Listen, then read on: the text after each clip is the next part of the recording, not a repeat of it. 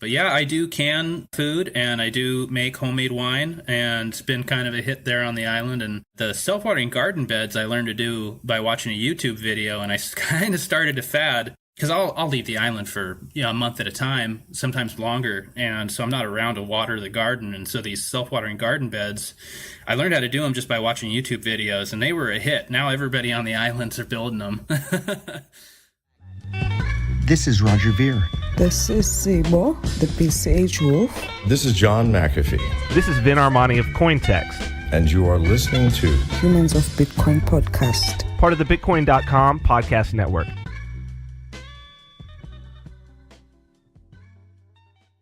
Hello, hello. This is Matt Aaron, and you're listening to Humans of Bitcoin. We are going back to back with not only Bitcoin.com employees, but Bitcoin.com employees that live on an island. Last week, you heard Jamie Redmond and the Bitcoin family out of South Florida.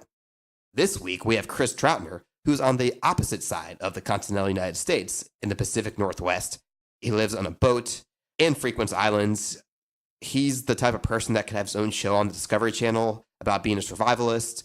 If the apocalypse happened, he'd be the last human alive. All that's to say that in terms of feeding himself, being resourceful and self-sufficient, he thrives in that. He is also an amazing developer and coder, and we'll get into that, and an integral part of developer.bitcoin.com. His story is fascinating, and I hope you enjoy it and find it as interesting as I did in our conversation. Chris Troutner, here he is.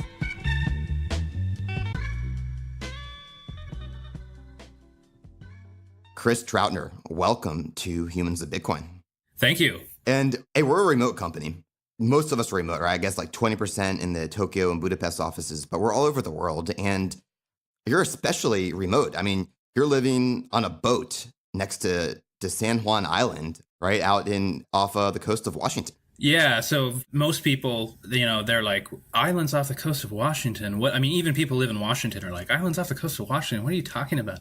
But yeah, so to be more specific for those who want to pull it up on Google Maps, it's just south of the Canadian border, the most northwestern point of the United States. There's a huge chunk of Washington state that's actually, it's saltwater, but it's not the open ocean. It's protected. And there's an island chain, and the chain extends north into Canada. And but there are a few American islands. So yeah, I live aboard my boat and I sail around the islands, and I have for the last 5 years. And a couple years ago, I actually bought a piece of bare land on one of the remote islands, and I'm in the process of building a house on it. And it's been a pretty crazy adventure, and I live a very alternative lifestyle in very different regards, and I love it. I definitely march to the beat of my own drum. That's for sure. And tell me about a typical day. Bring us into your world. Well, I am an early riser, so I tend to get up a little bit before dawn, especially in the wintertime, because I just love watching the sun come up and go down. I got to say, one of the biggest perks of living on a boat is epic sunsets every day.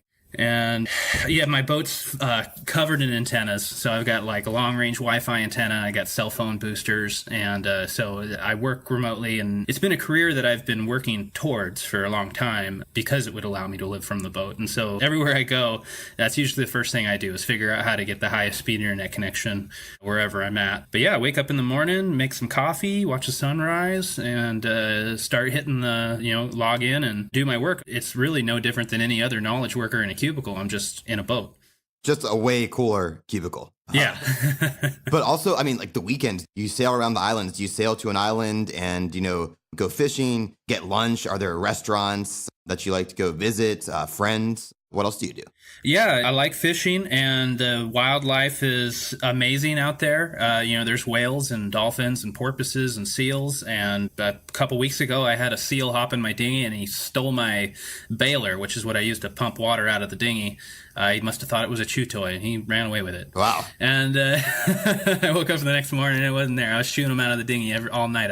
Had to wake up once an hour. And wait, how do you know it was a seal? There's pretty distinct Gotcha. noise. I mean, he kept flopping out of the water into the dinghy, and it'd make a bunch of noise and wake me up. And they poop all over the place. They're cute from a distance, but they're not the type of animal you want in your dinghy. Yeah, that sounds about right. And Chris, I'm going to just read this quote from your blog, which is at sanjuansufficiency.com.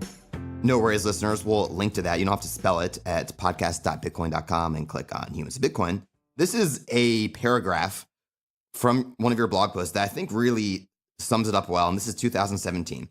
Quote, I'm getting ready to install 1,000 watts of solar panels in order to power a chest freezer. I'm building a micro root cellar to protect homemade wine and canned goods from both the summer heat and the winter freeze. And I'm building out a grid of self-watering garden beds. This summer, I'll be experimenting with cob and building a 1/6 scale model of a wood-fired 5-person hot tub. So yeah, Chris, like you could have a show on the Discovery Channel. Yeah, if it's fun and I don't know how to do it, then I'm going to try it. And I think that paragraph pretty much sums that up. Yeah, it's been a lot of fun. I mean, I've probably only done 2/3 of what was in that paragraph, but I had a lot of fun doing all of it.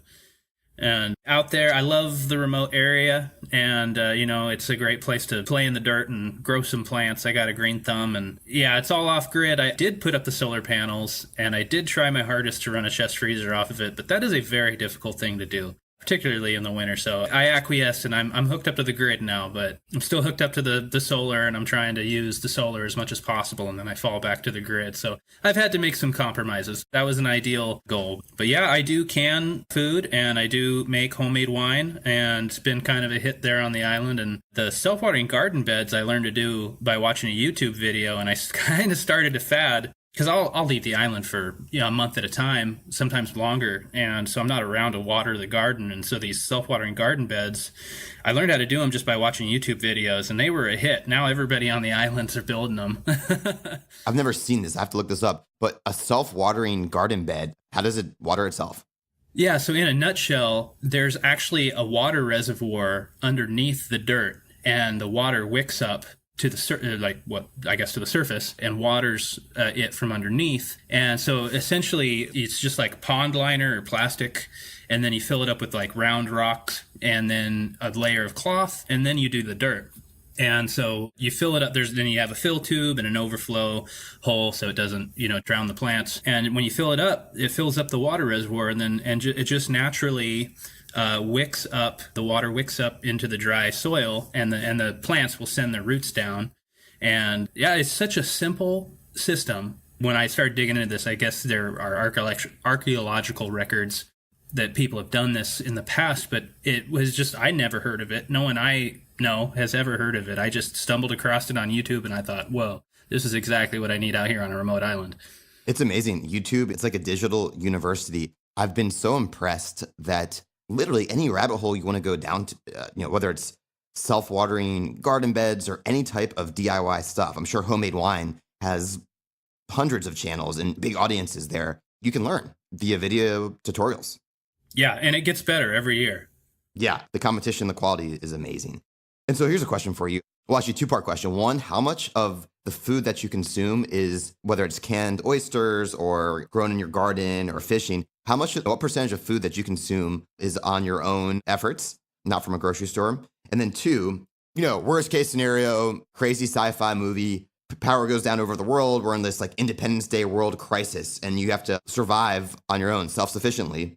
How long could you survive? Would this be kind of indefinite, assuming you have your plot of land and your boat? Well, that's certainly the ideal. So to answer the first question, I used to do more, but it kind of bleeds into this than I do now. And it kind of bleeds into the second question, where in my mind, the most valuable thing is not that I produce and consume my own food. It's that I'm comfortable doing that. That's the most important thing. So I definitely was more self-sufficient a few years ago, but, I want to focus on my work in the Bitcoin space, and so that takes a lot of effort. So I'd rather just buy food so I can do that rather than spend it. It's very time-consuming making your own food, and then the whole canning process. But yeah, my property is definitely, I'm developing it with the idea that whatever the future holds, whether it's good or bad, I want to know that if it's bad, I can power my electronics with my own solar power, and I have fruit trees, then I can get fruit, and I have a garden, and I know how to can, and I know where to go to get seafood. Well, what type of fruit trees? Well, I don't have any yet, but the islands there, they used to be a real powerhouse, agricultural powerhouse, before the invention of the gasoline engine, back when it was just steam engines. And so there's a ton of feral fruit trees all over the islands out there, in particular Decatur Island, where I spend most of my time. So yeah, there's this Italian plum, which was apparently the cash crop back in the day. They're just everywhere over there. And apple trees and pear trees, apples and pears, I mean, they're pretty big in Washington in general in terms of being a cash crop. But yeah, so I've got lots of trees on the islands to take cuttings from to grow my own when I'm done sort of digging up all the dirt I need to get all the infrastructure in for the house I'm planning on building. Wow, that's amazing. I think we got an amazing glimpse into your very unique life. And listeners who want more, just go to sanjuansufficiencies.com. I do want to get into some other things in the podcast, although I could really talk about this all day. I have like 10 other questions I'm just going to have to hold back. Or if we have a Bitcoin.com conference, I'm definitely going to be quizzing you. And hopefully you'll bring some homemade wine. Yeah. You know, if it can be in the States, that'll be pretty easy. But I'm hoping to make it out to Tokyo in the next few months for the BCH hackathon. I don't think they'll let me get on the plane with too much wine. This is true. But maybe some like dried fruits or something, or some canned oysters, man. Yeah. But anyway, man, I want to get into so Chris Troutner, I think we had a glimpse right there. And to me, at least, you seem like a very principle-driven person. We all are to some sort, but usually when people have, I don't want to say eccentric, that's not the right word, but like very different, unique lives. Eccentric in a good way. That's fine. I definitely identify with it. Eccentric in a good way lives. They're usually driven by principles because you have to kind of create your own path. And that takes a lot of guts and intention. You know, what principles, ethics, books guide your life? Yeah. First of all, thank you. Appreciate that. And to answer the question, there's really two big inspirations in my life. And the first was when I was younger. I grew up in a fairly rural area. So I grew up learning to love nature. And it was also, I was born in 82. Was this in California? This was in Oregon, so just north of there. And so I grew up with the birth of the internet, was just starting. I mean, I one of my proudest moments as a kid was I think I was in 7th grade, and the principal of the school could not figure out how to sign up for AOL. So she just handed me her credit card. And here I was, a 7th grader. The principal of school trusted me with her credit card and actually left the room. I had a computer and a credit card, and I could do whatever I wanted with it. And I resisted the temptation to buy a bunch of stuff, and I actually just signed the school up for AOL so they could have internet. But so, I was born kind of in this period of history where the internet was this new thing that nobody really knew how to deal with, kind of like Bitcoin is today. But I also grew up in a very rural area where it was pretty significant walk just to get to the next door neighbor. And I loved it. I mean, I didn't know it at the time because I didn't know anything different. But looking back, I just absolutely loved the sense of community, how we would band together. We'd have ice storms, power would go out for a week at a time. And, you really learn to depend on your neighbors when that happens, whether you like them or not. And Decatur Island's very much that's kind of taking it up to the next notch. People really band together and they look past any pettiness and they help one another out because everybody is going to need help at some point. And I love that. I love that sense of community. So I've always straddled the fence between the natural world and the sort of tech world. I've never really felt a sense of conflict between them. And, that's just how I grew up. And so looking back on influences, things that really influenced me, one was Tom Brown Jr., and he wrote a series of books on wilderness survival and tracking, and he has a school in New Jersey, and really influenced me. He's got a lot of good things to say about sort of wilderness survival, but also taking it to a spiritual level. So there's that, which is kind of this weird influence. And then the other thing that really has spoken to me in the last decade is this. It's actually a lecture. It's on Audible called No Excuses, Existentialism and the Meaning of Life.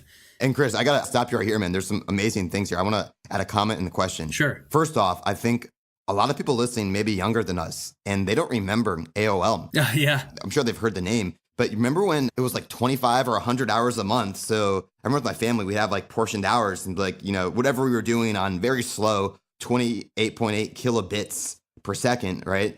And then, my hours ran out not till March 1st can I get back on, and doing really basic stuff there. But two, I just want you to go a little bit deeper, spiritual wilderness. What does that mean?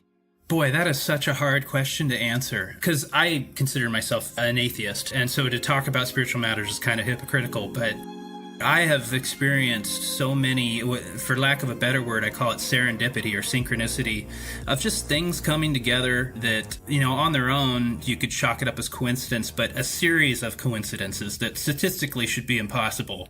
And yet that's exactly what you experience on a consistent basis. And I experience that all the time out there, especially on the boat, being out there. I've had some really incredible experiences with like dolphins showing up where dolphins don't hang out and helping to guide me through the fog. Oh, really? So you're saying you were lost on your boat and you found some dolphins and you used them as markers to navigate? Yeah, sort of. I mean, it depends on how you want to look at it, right? Like maybe the dolphins just showed up and I just happened to point in the right direction, and I've just had some really amazing experiences with these very wild animals that traditionally don't interact with humans coming up to me and acting very strangely. So there's that, and also just other sailors showing up at just the right time when you really need help and lending a hand. And, what are you doing in this remote area? And I'm glad to see you. That kind of thing. And so Tom Brown, he talks a lot about this concept of the spirit that moves in all things. And being raised in a conservative Christian household, I learned to identify that as like what they identify as the Holy Spirit.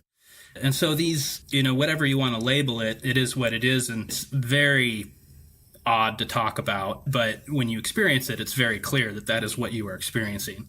So I don't know what to call it, but I do experience it a lot. And you're someone that electrical engineering, a lot of science-based things, development, cryptography, which we'll get into. But there's an intersection there with, you talked about the community and just unexpected things happening. I do see a little bit of that in the Bitcoin ecosystem in terms of serendipity. I also think that humility is very important because I find words to be very limiting and contextual. And so just because you can't logically explain something based on science, that should not take away the validity of the true experience that you felt. Yeah, I totally agree. And also very cool, harmony between the tech world and the natural world, two worlds that you inhabit on a pretty deep level. And where does Bitcoin fit into all this? And even taking a step back, when did you discover Bitcoin?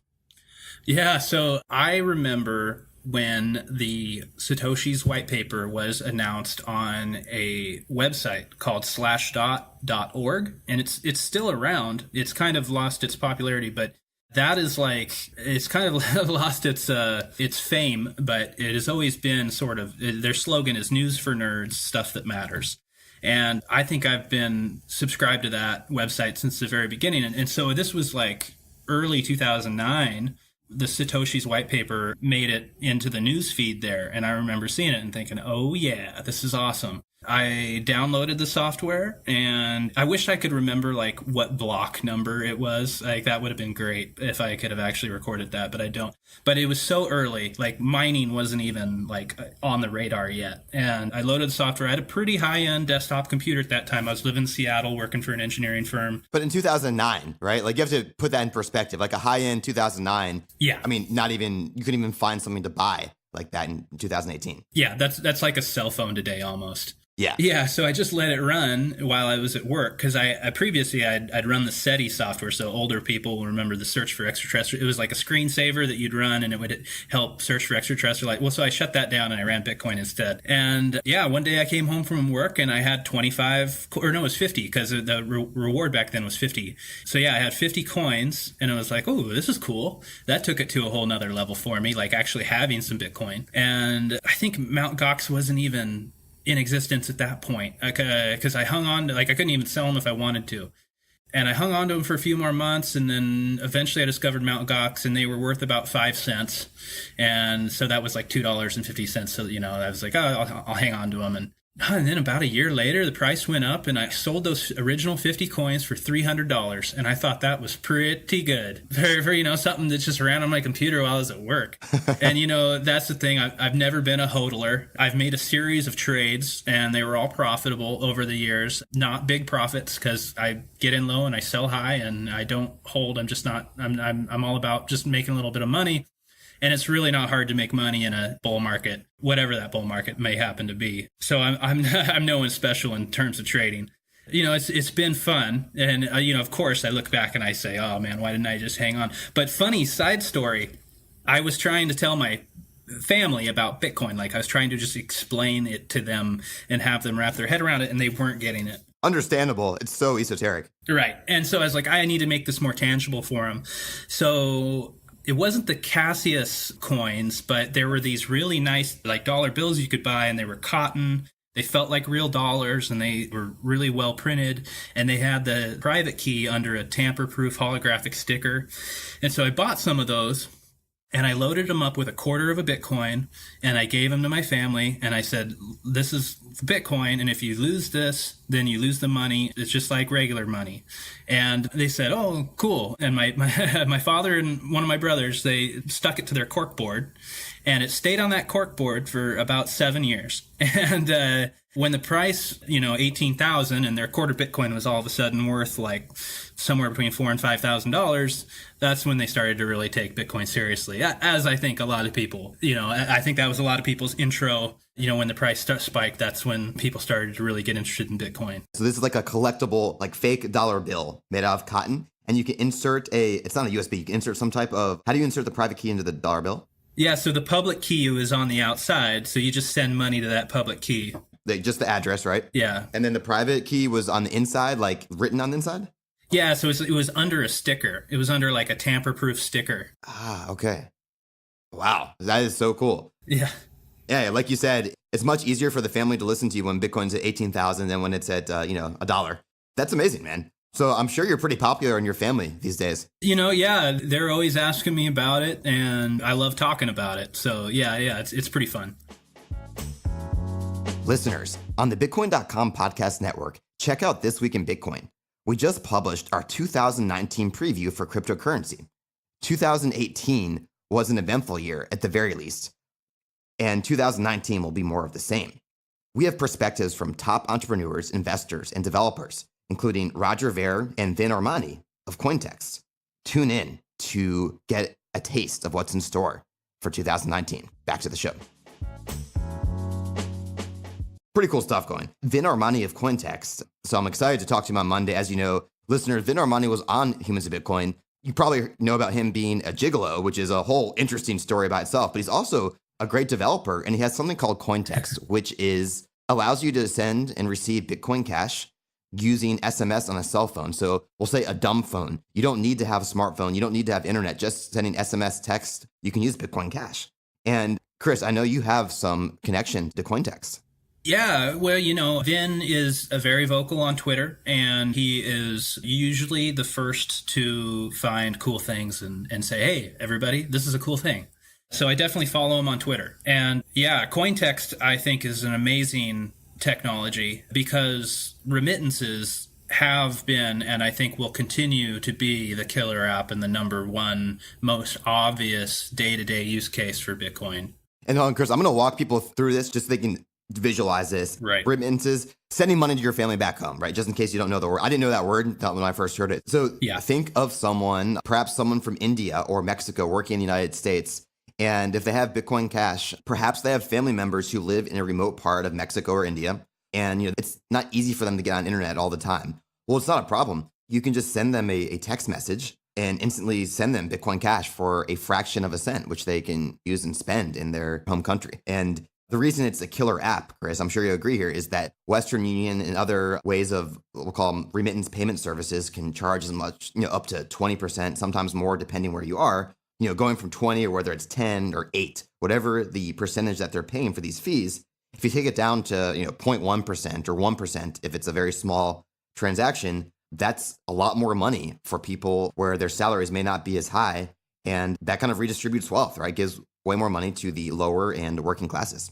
But yeah, back to Cointext. Yeah, you nailed that. Couldn't have said it better myself. I'm really, to sort of zoom out a little bit, I am so encouraged by this bear market because I saw some statistics that showed Bitcoin purchases, specifically Bitcoin Cash, purchases by non-US countries. And I think the conclusion that I reached from that a lot of smart people are reaching from those, is that a lot of people in non-first world countries were priced out of the cryptocurrency market during the price spike in 2017. And now that prices are back down, everybody in the US is dumping their cryptocurrencies, and a lot of people in other worlds are buying them. So when the pendulum swings back around, all these people in the first world countries are going to have to buy their Bitcoin from people in third world countries. And I'm very encouraged by that, because that is going to distribute wealth.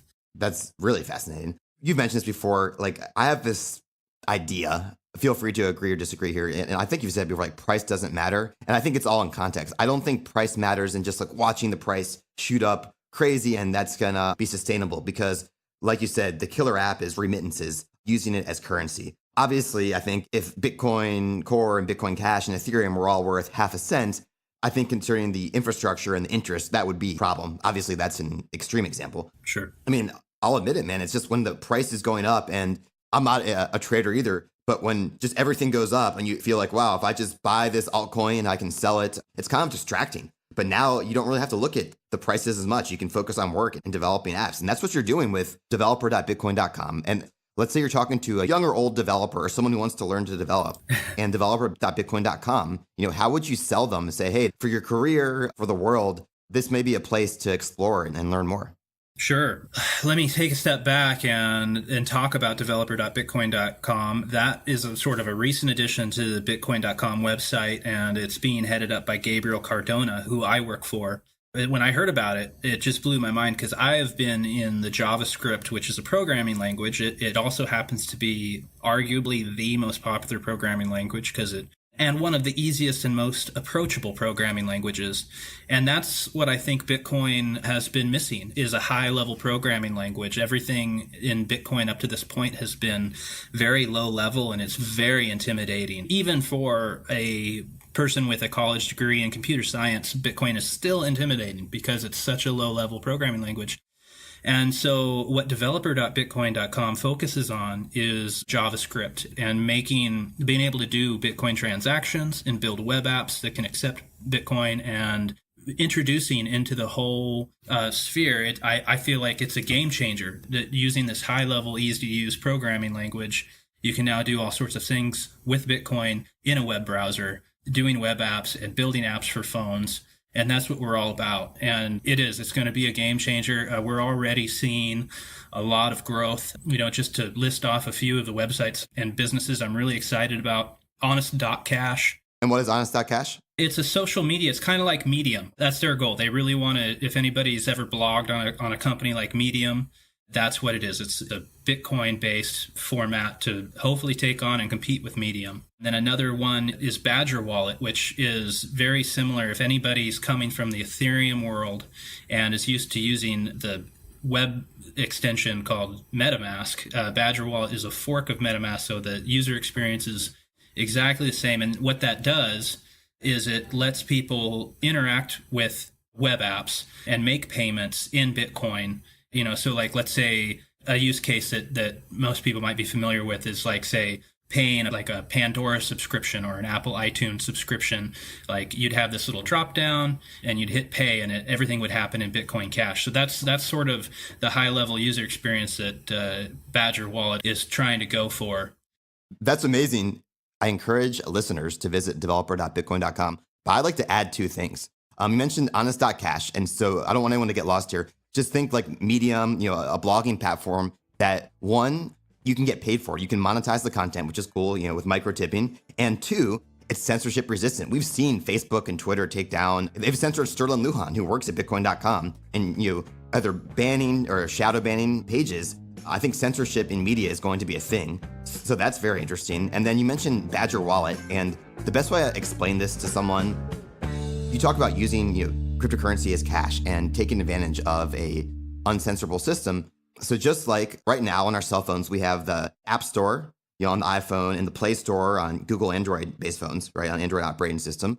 You're going to have like the App Store, whether or not it's a store. So all these decentralized apps that you can build that work with the Bitcoin Cash and other ecosystems. I think that anyone that's working with Ethereum that's listening to this, Chris and Gabriel Cardona are very approachable, and we'll link to both their Twitters, and you can find them on developer.bitcoin.com as well.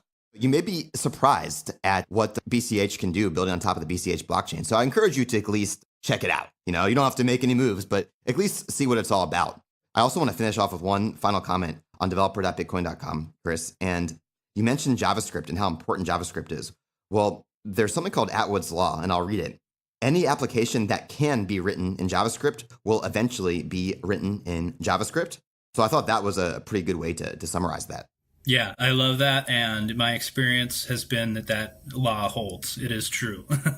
Very cool. So you mentioned Badger Wallet for dApps. I mean, you're working on all sorts of stuff. You talked about like a stablecoin using Bancor. I think listeners know what a stablecoin is. How you're going to do it is really complex. But I mean, like if you just tell someone I'm a full stack developer and I'm working on coding things on the Bitcoin Cash blockchain, people don't really understand it. But what you're doing on a more philosophical level, you're working on peer-to-peer cash and you're helping develop the infrastructure, just like people did with the internet, the open source infrastructure, so peer-to-peer cash can work better. Yeah. The way I like to describe it for very non-technical people is I point to their phone and I say, the apps that run on your phone? Well, I don't make those, but I make apps that help people make the apps that run on your phone. So, for example, the Bitcoin.com wallet, a lot of the stuff that happens behind the scenes is the stuff we do at developer.bitcoin.com. Gotcha. So like Alfonso and kind of on the software team, they're a level above, and you're kind of like the behind the scenes that Alfonso, the Bitcoin.com wallet work together. Yeah, exactly. So that's what we're trying to do. Gabriel and I, we very much look at ourselves as developer advocates. So we're not trying to build the apps on people's phones. We're trying to attract those people who build apps and say, hey, we've got tools to make your job easier. That's right. And you talked about the community in San Juan Island and how people work together. Give us a glimpse into the Bitcoin Cash developer community. Oh, sure. And, that's a good segue into like this bear market. Everybody's freaking out. No, the prices are down. But, from a developer standpoint, it's never been better time to get into Bitcoin because the noise is gone. When a developer does something cool and they have something cool to show off and they go on Twitter and they tweet out a link, I actually have a chance of seeing that now. And whereas before, it would just get lost in the noise of when moon and the price this and price that and this ICO and that ICO. And a lot of that noise is gone now. And all of a sudden, all these developers with a common interest scattered around the internet are having a much easier time finding one another. And it does feel much more like a sense of community because these are all people who don't care about the price. They're in it for the tech. They're in it for the censorship resistance. They're in it for the distributed money, and they're in for the global money. And it's the tech that sort of enforces that individual sovereignty, and people who resonate with those philosophical ideas. That's why they're developers. That's why they're coding. That's why they're out there showing their cool projects. And so, yeah, it definitely feels more like a community now. And it's good. I certainly hope the price comes back, but I certainly hope the noise does not, even though it probably will. Amazing. And you mentioned 2019 remittance payments. That's the next big thing. That's one of your focuses. How do you see 2019? Because, gosh, Chris, I've been with Bitcoin.com. I think today's like my 1 year anniversary, and just the amount of things that have happened in 1 year, it feels like 5 years. I can't imagine you and I talking in December of 2019. It's going to be pretty different. What most excites you about it, 2019? Well, hey, first of all, congratulations on the 1 year anniversary. That's great. I'm so excited about Badger Wallet. And it's kind of funny because I've been so focused on other areas, and there are other people that are very experienced who are focusing on that. So I actually haven't focused that much on Badger Wallet, but I'm very excited about its potential for distributed applications and web apps, and being able to make Bitcoin Cash like an everyday, that's what you pay, that's what you use, and starting to get to that sort of holy grail of unit of account, which is one feature of money, of where like you stop thinking about coffee in dollars and you start thinking about coffee in Bitcoin. And then you start having to do the math on like, how much does a dollar cost in Bitcoin? Like that's like the holy grail. And I think that we're going to start to approach that this next year. Wow, that's really exciting. Again, I don't think any of us can predict the exact timeline, but I've heard other people say, yeah, like 2019 will be the year where we see a lot of these decentralized apps. I'm not going to say they're mainstream where the whole world's using them. That might be a little fast, but there's going to be some real use cases that show a glimpse into the potential. I mean, that's exciting. And unit of account, let me just define that for listeners, because again, before I got into Bitcoin, I didn't know what like medium of exchange, store of value, and unit of account meant. And Chris and I talked about before the show, these like what start out as buzzwords just become part of your vocabulary. So unit of account, all it means is think of going to a grocery store now or a 7-Eleven, everything's in US dollars. Imagine going to a store and everything was priced in Satoshis in Bitcoin. You've heard the buzzword blockchain, but what impact will it really have on the world? Listen to the Blockchain 2025 podcast to find out more. In each episode, we take a hard look at one industry like gambling, art, international trade, or wine, and we debate how it could be impacted by blockchain. Subscribe on iTunes, Spotify, or wherever you get your podcasts. Part of the Bitcoin.com podcast network.